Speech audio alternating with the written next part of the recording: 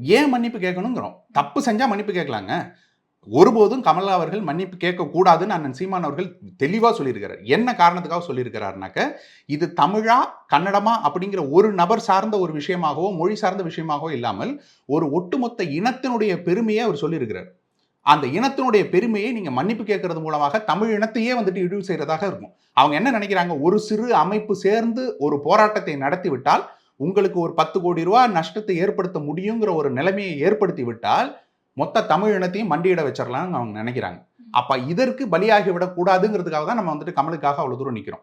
இப்ப திராவிடர்கள் இதை பேசவே இல்ல. இப்ப நீங்க பிஜேபிக்காரங்க அப்படிதான் இருப்பாங்கங்கிறது உலகத்துக்கே தெரியுங்க. அவங்க என்ன நினைப்பாங்க, தமிழ்ங்கிறதுக்கு ஒரு பெருமை இருக்கக்கூடாது, எல்லாம் ஹிந்திக்கு வந்துடணும்னு தான் நினைப்பாங்க. அவங்க திராவிடங்கிற இந்த மொழிக்குள்ள கூட வரமாட்டாங்க. இந்தியா, நாங்க எல்லாம் ஒண்ணு, ஹிந்தி, எங்களுடைய மொழி ஹிந்தி அப்படிங்கிறதுக்கு போயிருவாங்க. அதனால அவங்களுக்கு தமிழை பத்தியோ, தமிழர்களை பற்றியோ எந்த அக்கறையும் இருக்காது. ஆனா, நீங்க அக்கறை இருக்கிறது போல நடிக்கிற நபர்கள், ஒருத்தராவது வாயை திறந்து கேள்வி கேட்கிறீங்களாங்கிறதான் கேள்வி.